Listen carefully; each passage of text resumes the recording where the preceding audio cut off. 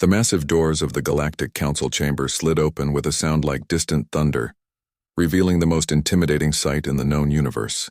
Ambassador David Harris stepped into the vast circular arena, his footsteps echoing across polished floors that had witnessed the rise and fall of countless civilizations over the past millennium.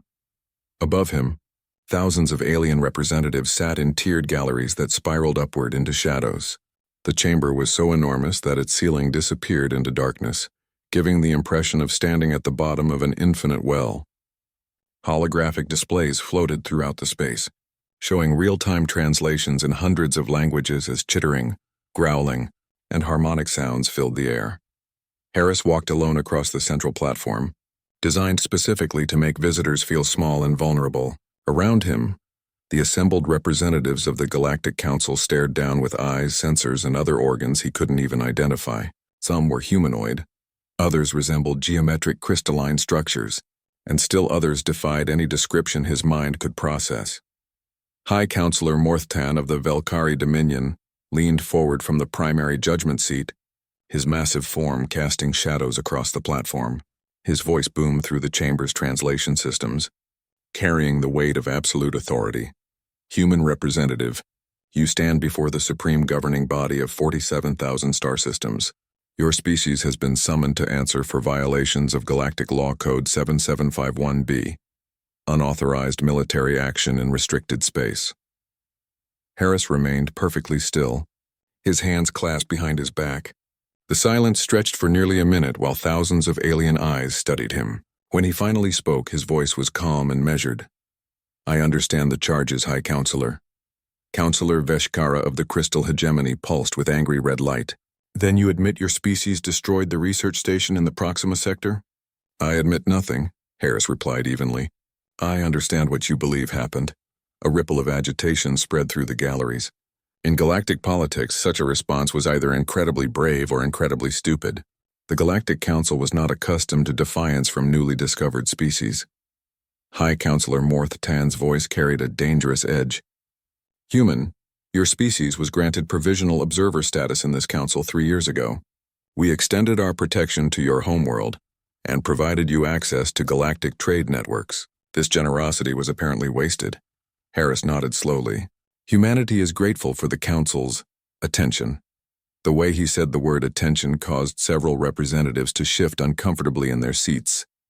There was something in his tone that suggested the conversation was not proceeding as they expected.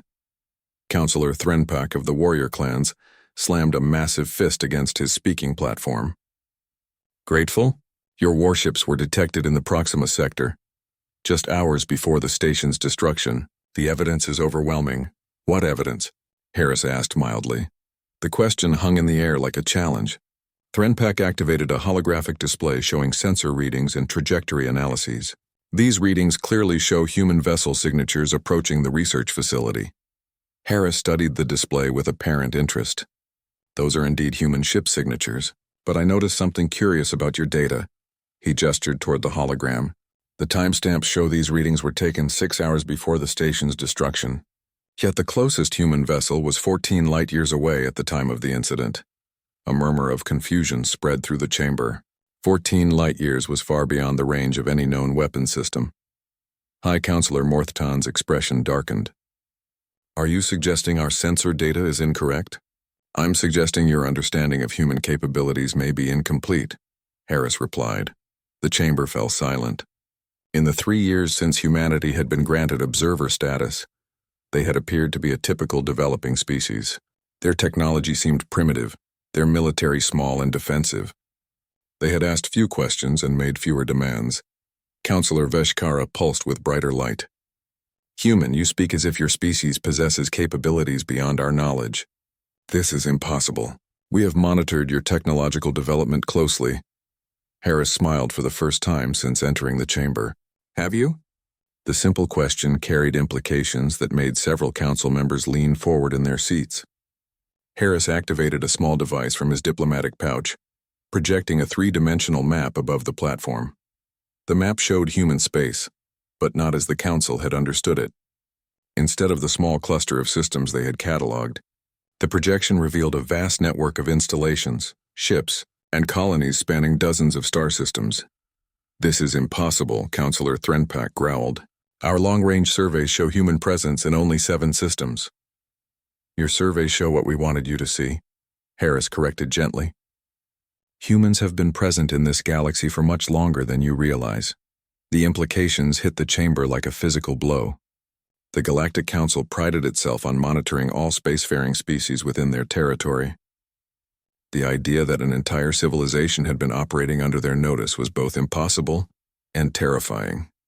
High Counselor Morthtan's voice shook with barely controlled rage. "You claim to have deceived this council for years?" "Not deceived," Harris replied. "We simply observed your methods before revealing our true position." The holographic map shifted, showing detailed information about Council military positions, trade routes, and communication networks. The level of intelligence displayed was staggering in its scope and precision. "For 3 years you believed humanity was seeking membership in your galactic community," Harris continued. "In reality, we were evaluating whether this community deserved to continue existing." The chamber erupted in outraged sounds from dozens of different species. But beneath the noise, the more perceptive council members were beginning to understand the magnitude of what they faced. Harris waited for the chaos to subside before continuing. "The research station you mentioned was conducting experiments on captured human crews. We have documented evidence of 17 different facilities performing similar research across council space." Counselor Veshkara's light flickered uncertainly. "Even if such allegations were true, the proper procedure would be to file formal complaints through established channels." "We did," Harris said quietly. 47 formal complaints over the past 2 years. All were dismissed or buried in bureaucratic procedures. He gestured to the map again, which now showed the locations of the destroyed research stations. "So we decided to handle the matter more directly." The full horror of what Harris was suggesting began to dawn on the council. The destroyed facility hadn't been an isolated incident. It had been part of a systematic campaign. High Counselor Morthtan found his voice, though it came out as barely more than a whisper. "How many?" "How many what?" Harris asked politely. "How many facilities have you destroyed?" Harris consulted a datapad with clinical detachment. 17 research installations, 43 pirate bases, 12 slave markets, and 1 command center. All conducted with surgical precision to minimize collateral damage to uninvolved personnel. The numbers hung in the air like an accusation. For months, incidents had been occurring across council space, but no one had connected them to humanity's quiet presence in the galaxy. Counselor Threnpak's voice carried a note of desperate bravado. "Even if you possess such capabilities, you are vastly outnumbered. The Council's combined fleets are currently experiencing technical difficulties," Harris interrupted. As if summoned by his words, emergency alerts began flashing throughout the chamber.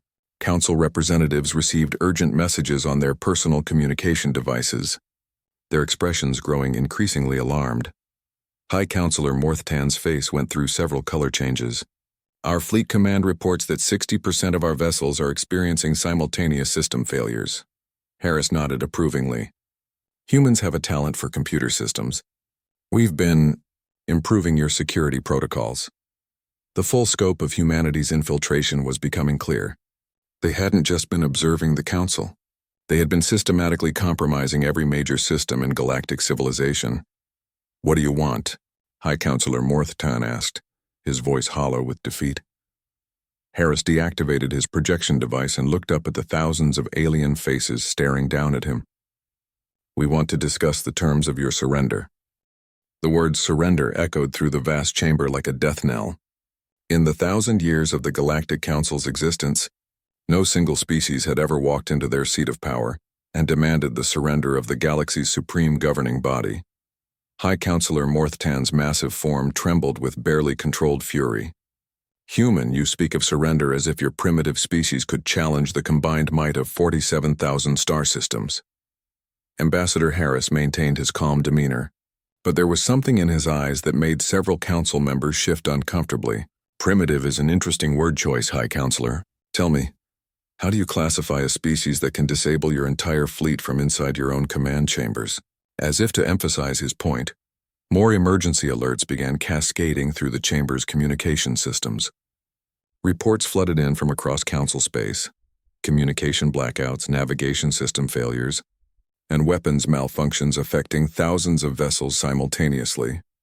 Counselor Veshkara's crystalline form pulsed with rapid flashes of light, indicating extreme agitation. This is impossible. Our systems are protected by quantum encryption that cannot be broken by conventional means. You're absolutely correct, Harris agreed. Conventional means would never work. Fortunately, humanity stopped using conventional approaches years ago.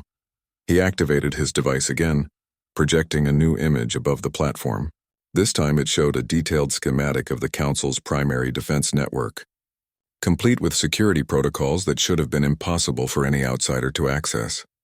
Your quantum encryption assumes that the attacking force is trying to break the code from outside the system, Harris explained conversationally.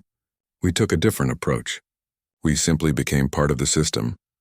Counselor Threnpak leaned forward, his warrior instincts recognizing a threat assessment briefing when he heard one. What are you saying? Every piece of technology you've purchased from human traders over the past 3 years contains what we call adaptive components, Harris replied. Computer cores, communication arrays, navigation systems, weapon targeting computers, all manufactured by humans, all containing our modifications. The implications were staggering. Human technology had been integrated into thousands of Council vessels and installations. What the Council had seen as beneficial trade agreements had actually been the systematic infiltration of their entire infrastructure. High Counselor Morth Tan's voice cracked slightly. You've been sabotaging our equipment for years? Improving it, Harris corrected. Human-manufactured components are significantly more efficient than their Council equivalents. Your ships have been operating at peak performance thanks to our contributions. We simply retained administrative access. The chamber erupted in angry sounds from dozens of species, but Harris continued speaking over the chaos. The research stations we eliminated were using human-built computer systems to analyze their experimental data. The pirate bases were navigating with human-manufactured star charts. Even this chamber's translation system is running on human-designed processors. Counselor Veshkara's light dimmed to a barely visible glow. You're saying you have control over our own council chambers? Harris smiled, and for the first time it didn't reach his eyes. Counselor, humanity has had complete control over your civilization for over a year. We've simply been waiting for the right moment to inform you. To demonstrate his point, Harris made a subtle gesture. Instantly, the chamber's lighting shifted to a deep red hue, and the artificial gravity fluctuated slightly, causing several representatives to grip their seats in alarm. As you can see, Harris continued as the systems returned to normal, the distinction between your technology and ours has become somewhat academic. Counselor Threnpak found his voice, though it carried less of its usual bravado. Even if you have compromised our systems, you cannot possibly believe that a single species can control an entire galaxy. Not control, Harris replied. Manage. There's a significant difference. The projection shifted again, this time showing what appeared to be a massive organizational chart covering the entire galaxy. It detailed trade routes, resource flows, population centers, and military assets with a level of precision that suggested real-time monitoring. For the past year, humanity has been conducting what we call a comprehensive galactic audit, Harris explained. We've analyzed every aspect of Council governance, from resource allocation to conflict resolution. He gestured to specific sections of the display. Your efficiency rating is approximately 12%, meaning that 88% of your resources are wasted on bureaucratic overhead, territorial disputes, and corruption. High Counselor Morthtan's face cycled through several colors indicating various emotional states. You cannot simply apply numerical analysis to the complexities of galactic governance. We can and we have, Harris replied matter-of-factly. For example, the ongoing conflict between the hegemony and the Crystal Coalition has consumed approximately 400 billion credits in military expenditures over the past 5 years. The disputed territory contains resources worth approximately 50 billion credits. The representatives from both factions in question looked distinctly uncomfortable as Harris continued his analysis. Similarly, the bureaucratic process for resolving trade disputes averages 14 months and costs more than most disputes are actually worth. In 67% of cases, the administrative costs exceed the value of the goods in question. Counselor Veshkara pulsed weakly. Governance is more than mere efficiency calculations. Is it? Harris asked mildly. Because from humanity's perspective, the primary purpose of government is to protect and provide for its citizens. By that measure, the Galactic Council has failed spectacularly. The display shifted to show statistics that made several council members visibly recoil. Poverty rates, crime statistics, mortality figures, and other indicators painted a picture of systemic failure across council space. Under council governance, approximately 200 billion sentient beings live in conditions that humans would classify as unacceptable, Harris continued. Another 50 billion are enslaved in various forms, and roughly 15 billion die annually from preventable causes. He paused, letting the numbers sink in before delivering his conclusion. Humanity has determined that the Galactic Council is fundamentally incompatible with civilized governance. The chamber fell into stunned silence. No one had ever compiled such comprehensive statistics on council performance, largely because doing so would have revealed uncomfortable truths about the effectiveness of galactic government. High Counselor Morthtan struggled to find words. Even if your statistics are accurate, change takes time. Galactic civilization is complex beyond your understanding. Perhaps, Harris agreed, but complexity shouldn't prevent basic competence. He made another gesture, and the display showed real-time feeds from across the galaxy. Council fleets sitting powerless in space, communication networks operating only at humanity's discretion, and trade systems functioning solely because humans were allowing them to continue. Effective immediately, humanity is implementing temporary administrative control over essential galactic systems, Harris announced. This transition will continue until proper governance can be established.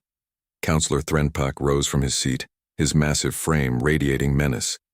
You cannot simply declare yourself the ruler of the galaxy. We're not declaring ourselves rulers, Harris replied calmly.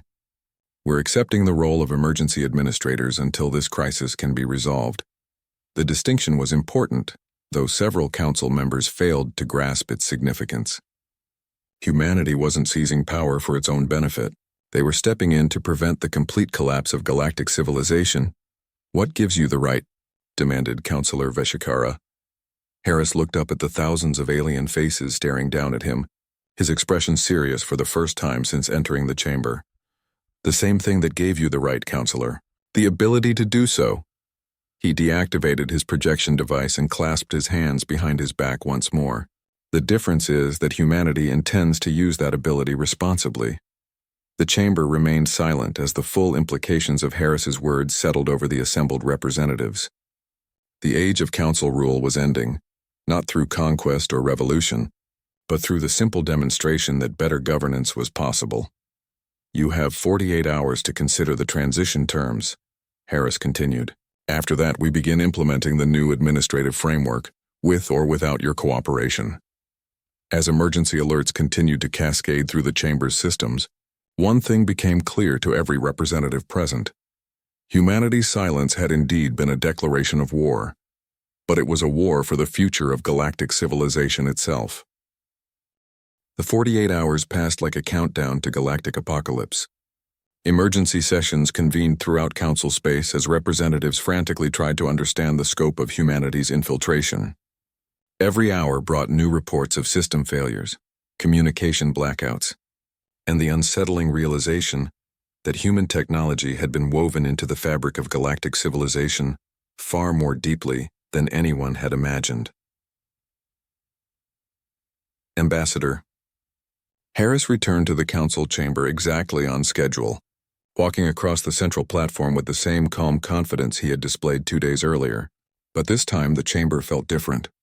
The thousands of assembled representatives watched him with a mixture of fear, anger, and grudging respect. High Counselor Morthtan looked like he had aged decades in 2 days. His normally imposing presence seemed diminished, and his voice carried none of its previous authority when he spoke. Ambassador Harris, the Council has reviewed your proposal. We require clarification on several points before any agreement can be reached. Harris nodded politely. Of course, High Counselor. What specific aspects require clarification? Counselor Veshkara's crystalline form pulsed with dim, uncertain light. Your species speaks of emergency administration as if this were a temporary arrangement. What guarantees do we have that humanity will not simply become another galactic empire? An excellent question, Harris replied. He activated his device, projecting a detailed constitutional framework above the platform. Humanity has prepared comprehensive governance protocols specifically designed to prevent the concentration of power. The display showed an intricate system of checks and balances, with decision-making authority distributed among multiple bodies and regular accountability measures built into every level of administration.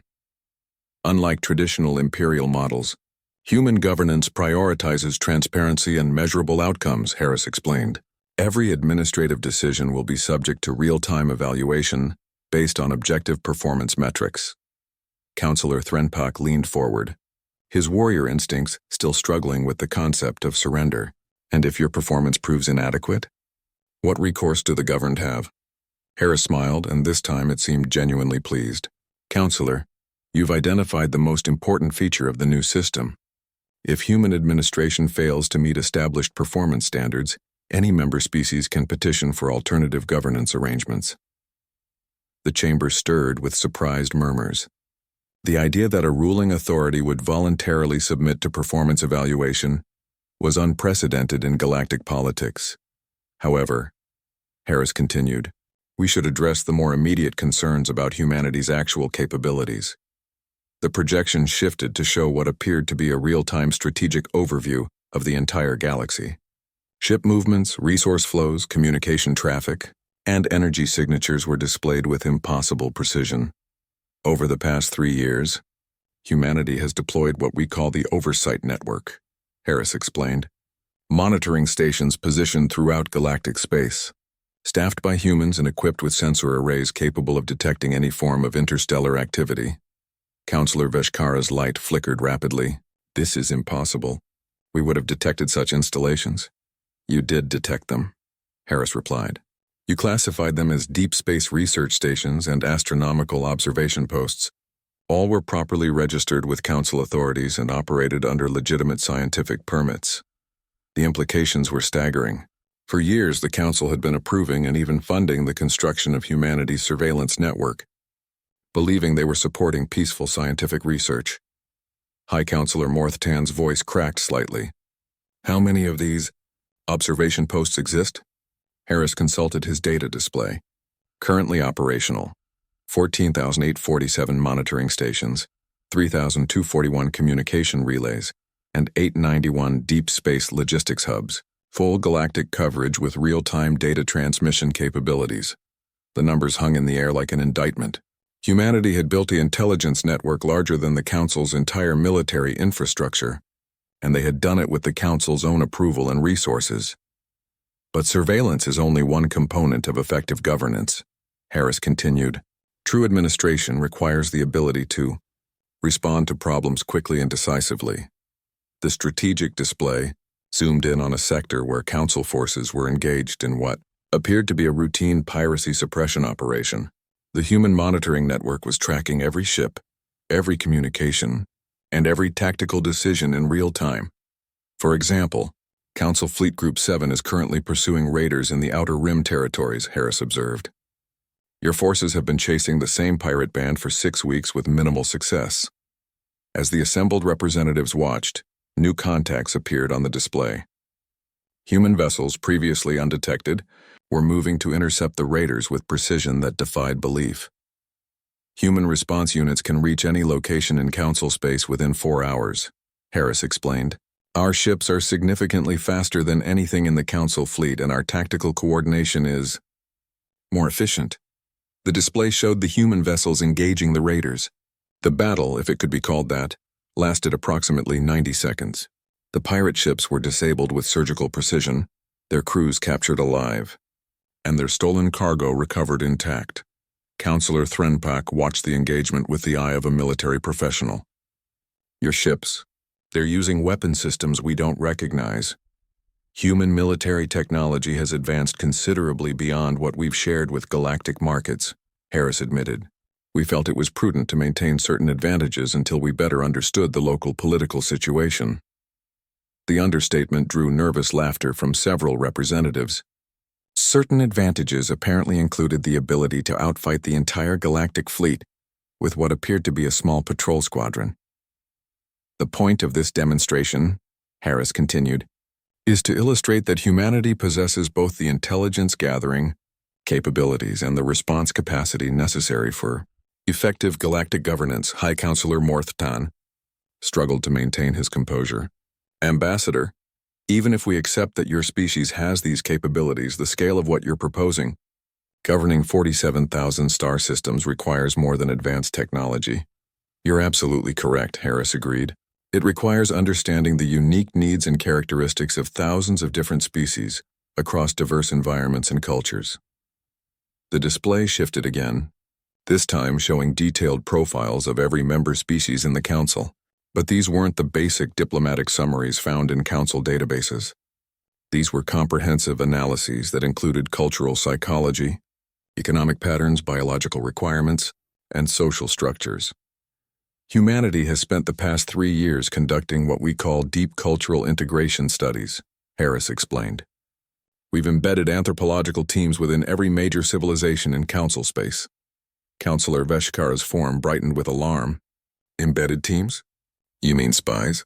Scientists, Harris corrected. Cultural anthropologists, sociologists, economists, and political analysts, all operating openly as part of academic exchange programs that the Council enthusiastically supported. Once again, the Council had unknowingly facilitated humanity's preparations. The same scientific curiosity that had made humans valuable trade partners had also made them incredibly effective intelligence gatherers. The result, Harris continued, is a comprehensive understanding of galactic civilization that exceeds anything in Council archives.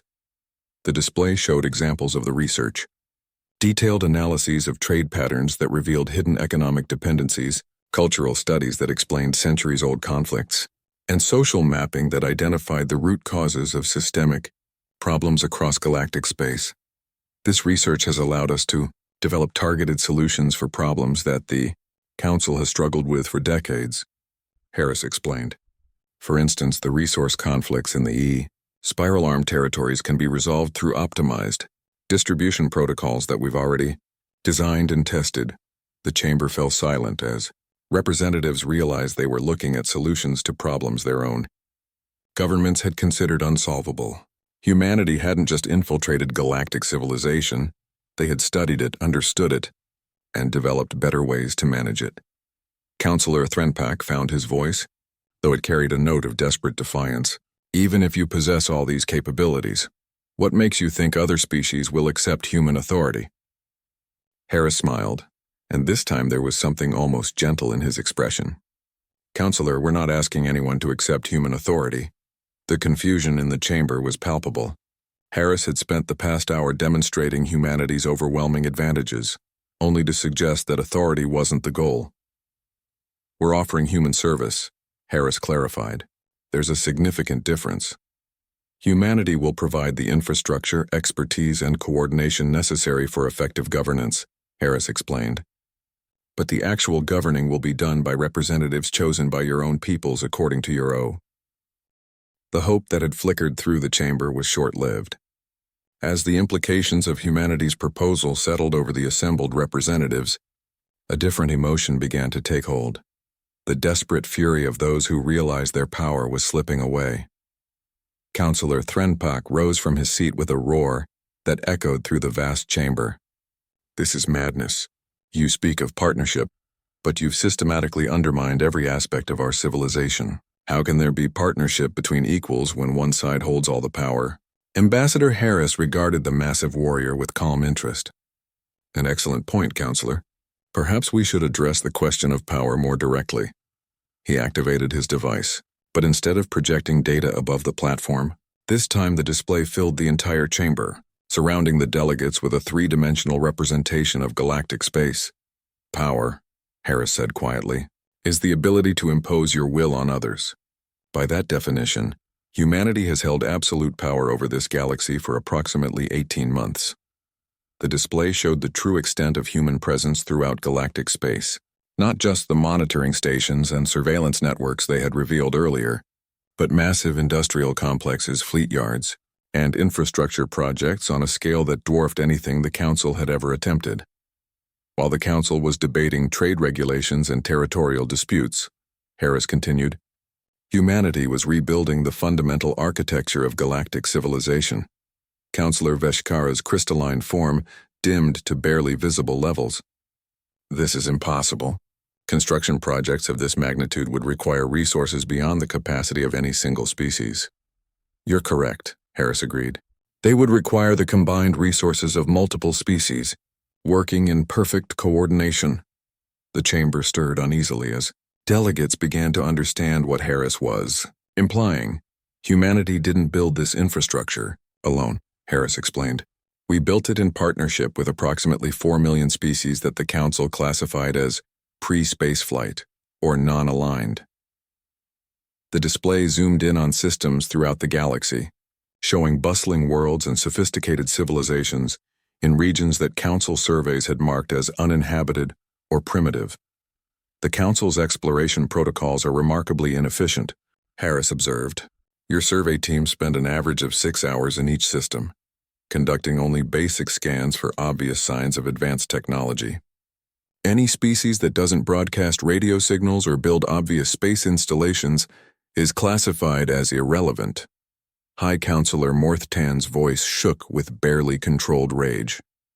Are you saying we've missed millions of spacefaring species? Not missed, Harris corrected. Ignored. The Council only recognizes civilizations that meet specific technological criteria. Species that develop along different evolutionary paths are dismissed as primitive, regardless of their actual capabilities. The display showed examples.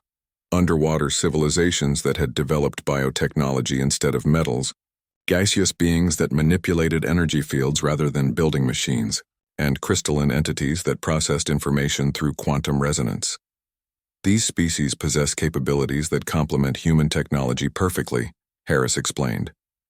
While the Council was arguing about trade routes, we were learning from teachers who think in ways no human ever could. The true scope of humanity's alliance was staggering. They hadn't just infiltrated galactic civilization, they had built an entirely parallel civilization that operated according to different principles and included vastly more. Participants. Counselor Threnpak's military training kicked in as he tried to assess the strategic situation. How many ships? How many troops? What are your actual military capabilities? Harris smiled, but there was no warmth in it. Counselor, you're thinking about this incorrectly. Military force is what you use when diplomacy fails and governance breaks down. We prefer more elegant solutions. The display shifted to show real-time monitoring of Council space. Every ship, every station, every significant installation was being tracked with perfect precision.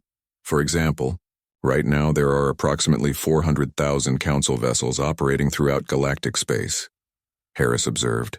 Each one contains human-manufactured components that can be remotely controlled or disabled.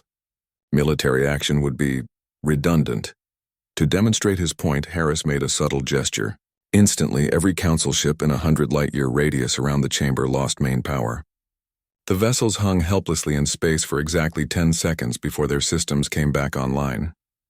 As you can see, Harris continued conversationally, traditional military thinking has become somewhat obsolete.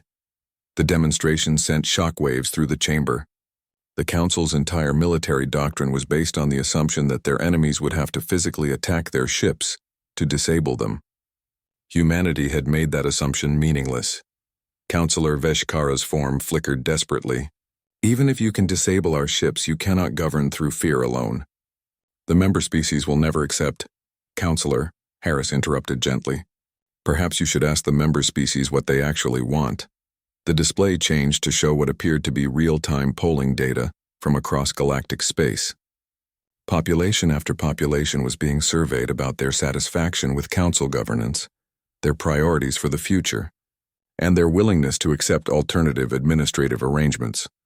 The results were devastating. Approval ratings for Council governance averaged less than 15% across all member species. When presented with humanity's proposed reforms, support levels jumped to over 70%. The uncomfortable truth, Harris explained, is that the Galactic Council represents the interests of approximately 10,000 elite families across 47,000 star systems. The remaining 200 trillion citizens have very different priorities. High Counselor Morthtan stared at the polling data with the expression of someone watching his entire worldview collapse. This cannot be accurate. Our own internal surveys show much higher satisfaction levels. Your internal surveys ask questions that are designed to produce specific answers. Harris replied. When citizens are asked whether they support galactic stability and order, most say yes. When they're asked whether they support spending 60% of tax revenue on military expansion, while basic infrastructure crumbles, most say no. The distinction was crucial. The Council had been governing based on abstract principles that sounded reasonable in diplomatic chambers but translated into policies that actively harmed the people they were supposed to serve. Humanity has been conducting comprehensive citizen interviews across Council space for 2 years, Harris continued. The results consistently show that most beings want the same basic things: security, prosperity, and the freedom to live according to their own values. The display showed detailed breakdowns of citizen priorities by species, region, and social group. The patterns were remarkably consistent, despite vast cultural differences. Current Council governance fails to deliver any of these basic requirements for approximately 80% of galactic citizens, Harris concluded. Our proposed reforms are designed to address these failures systematically. Councillor Threnpak made one last desperate attempt to salvage the situation. Even if everything you say is true, change of this magnitude will cause chaos. The economic disruptions alone could collapse entire sectors. Harris nodded thoughtfully. You raise an important concern, Councillor. Economic stability during the transition period will require careful management. The display shifted to show detailed economic models that had apparently been years in the making. Trade flow analyses, resource allocation optimization, and employment transition plans were laid out with meticulous precision. Humanity has been preparing for this transition for over 3 years, Harris explained. We've identified every potential disruption and developed specific protocols to minimize negative impacts. The economic models were staggering in their comprehensiveness. They accounted for everything from individual unemployment patterns to galactic-scale commodity flows, with contingency plans for dozens of different scenarios. For example, Harris continued, the current territorial dispute between the Hegemony and Crystal Coalition has disrupted tritium mining operations in 17 systems. Under the new administrative framework, those operations will be reorganized as joint ventures with shared profits based on actual contribution, rather than territorial claims. The solution was elegant in its simplicity. Instead of fighting over who controlled the resources, both sides would work together to extract and process them more efficiently. Councillor Veshikara's form brightened slightly as she grasped the implications. You're proposing to eliminate resource conflicts by making cooperation more profitable than competition. Exactly, Harris confirmed. Most galactic conflicts stem from artificial scarcity created by inefficient distribution systems. When resources are allocated based on need and contribution rather than political power, there's usually enough for everyone. The chamber fell into thoughtful silence as delegates began to process the magnitude of what humanity had accomplished. They hadn't just planned a takeover, they had designed a complete replacement for galactic civilization itself. Harris checked his chronometer with the same calm precision. 6 hours later, the galaxy changed forever. Ambassador Harris stood once more in the council chamber, but this time he was not alone. Representatives from thousands of species that had never been acknowledged by the Galactic Council filled the galleries alongside the traditional delegates. The chamber itself had been reconfigured overnight, its intimidating architecture replaced by a more open design that encouraged participation rather than submission. High Counselor Morthtan looked around the transformed space with something approaching awe. How is this possible? The chamber's structure was built into the station's foundation. It would take months to make these modifications. Harris smiled, and for the first time since the crisis began, it seemed genuinely warm. Counselor, perhaps it's time you learned something important about human nature. He activated his device, but instead of projecting data, this time it filled the chamber with what appeared to be a live feed from Earth itself. The home planet of humanity was revealed in all its complexity. sprawling cities that seemed to grow like living organisms, vast agricultural systems that worked in harmony with natural ecosystems, and industrial complexes that operated without producing pollution. The Council has always assumed that humanity was a single species, following a conventional evolutionary path, Harris explained. That assumption was incomplete. The feed zoomed in on human cities, revealing something that made several delegates gasp in astonishment. The humans moving through the streets were not all identical. Some appeared to be traditional biological humans, but others were clearly artificial beings, energy constructs, or hybrid entities that defied easy classification. Humanity underwent what we call the Great Integration approximately 200 years ago, Harris continued. We stopped thinking of ourselves as a single biological species and began thinking of ourselves as a collective consciousness capable of inhabiting multiple forms. The implications were staggering. The beings that had been trading with the Council, serving on diplomatic missions, and operating throughout galactic space had been representatives of something far more complex than anyone had imagined. Some humans remain in biological bodies because we find them comfortable and familiar, Harris explained. Others exist as pure information, living in computer networks and data streams.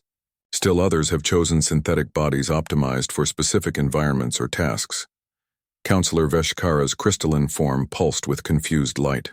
You're saying humanity is... what exactly? A successful experiment in post-biological evolution, Harris replied. We learn to separate consciousness from form, allowing us to adapt to any environment or situation instantly. The chamber's reconstruction suddenly made sense. The humans hadn't spent months modifying the physical structure. They had simply fabricated new components from raw materials and assembled them in real time using synthetic bodies, designed for construction work. This is why your infiltration of our systems was so effective, Counselor Threnpak said slowly. You weren't limited by biological constraints. Precisely, Harris agreed. While your species were sending biological diplomats and researchers, we were sending specialized constructs designed specifically for intelligence gathering, cultural analysis, and system integration. The full scope of humanity's capabilities was finally becoming clear. They hadn't just been more efficient than other species. They had been operating according to completely different rules. The monitoring stations, the surveillance networks, the economic analyses, Harris continued, all were accomplished by humans who had been specifically designed for those tasks. Information processing constructs that could analyze terabytes of data instantly, social integration units that could perfectly mimic any species' behavioral patterns, and engineering forms that could build or modify technology faster than biological beings could comprehend. High Counselor Morthtan found his voice, though it shook with a mixture of fear and wonder. If you possess such capabilities, why did you wait so long to reveal yourselves? Harris's expression became serious. Because we needed to understand whether galactic civilization was worth preserving, or whether it needed to be completely rebuilt. The chamber fell silent as delegates processed the implications. Humanity hadn't been planning a takeover. They had been conducting a comprehensive evaluation of galactic society to determine its fate. We spent 3 years studying every aspect of council governance, Harris explained. We analyzed your decision-making processes, examined the outcomes of your policies, and interviewed millions of citizens across council space. The display showed the results of that analysis.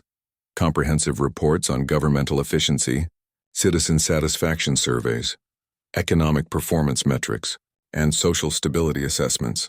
The results were disappointing, Harris continued with obvious regret. The Galactic Council has created a system that serves the interests of a tiny elite, while systematically failing the vast majority of galactic citizens. The statistics were damning. Under council governance, poverty rates had increased steadily for centuries. Conflicts had multiplied rather than being resolved, and technological progress had stagnated due to bureaucratic interference. However, Harris said, his tone brightening slightly, we also discovered something encouraging. The individual species within council space possess remarkable capabilities and wisdom when allowed to operate without bureaucratic interference. The display shifted to show examples of local innovations, cultural achievements, and collaborative projects that had succeeded despite council oversight. rather than because of it. This is why we chose partnership rather than replacement, Harris explained. Galactic civilization doesn't need to be destroyed. It needs to be liberated from the systems that have been constraining it. Counselor Veshkara's form brightened with what might have been hope. And you believe this new system will actually work? We don't believe it, Harris replied confidently. We know it will work because we've already tested it. The display showed what appeared to be a parallel galaxy running according to humanity's proposed governance protocols. Detailed statistics demonstrated dramatically improved outcomes across every measurable category. For the past year, we've been running comprehensive simulations using real data from Council space, Harris explained. The testing environment included digital copies of every significant decision-maker, accurate models of all major economic systems, and realistic representations of citizen behavior patterns. The scope of the testing was almost incomprehensible. Humanity had essentially created a complete digital duplicate of galactic civilization and used it to test their proposed reforms under thousands of different scenarios. The results were consistently positive, Harris continued. Average citizen satisfaction increased by 340%, economic efficiency improved by 780%, and conflict frequency decreased by 95%. High Counselor Morthton stared at the simulation results with growing amazement. You've been governing a digital version of our entire civilization? We've been learning how to govern it properly, Harris corrected. Every policy proposal, every administrative change, every major decision has been tested extensively before. Implementation. The chamber buzzed with excited conversation, as delegates began to understand that humanity's confidence wasn't based on arrogance or wishful thinking. They had literally practiced governing the galaxy until they perfected the process. But perhaps most importantly, Harris continued, we learned that effective governance requires the willing participation of the governed. Force creates compliance, but partnership creates commitment. The display showed the new governmental structure in detail. Elected representatives from every species would handle policy decisions within their areas of expertise, while human constructs would provide technical support, data analysis, and coordination services. Humans will serve as the galaxy's civil service, Harris explained, providing the infrastructure and expertise necessary for effective governance while ensuring that actual authority remains with elected representatives. Counselor Threnpak leaned forward, his warrior instincts finally accepting what his mind was telling him. You're offering to become our servants? We're offering to become your partners, Harris corrected, working together toward outcomes that benefit everyone rather than a privileged few. The transformation was already beginning. Across galactic space, human constructs were taking control of essential systems and beginning the careful process of optimization. But rather than imposing change by force, they were working with local authorities to implement improvements gradually and consensually. The transition will take approximately 18 months to complete, Harris announced. During that time, existing governmental structures will remain in place, while new systems are gradually integrated. As delegates began filing out of the chamber to begin the work of building a new civilization, one thought echoed through the minds of everyone present. Humanity's silence had indeed been a declaration of war, but it had been a war against inefficiency, inequality, and the systems that prevented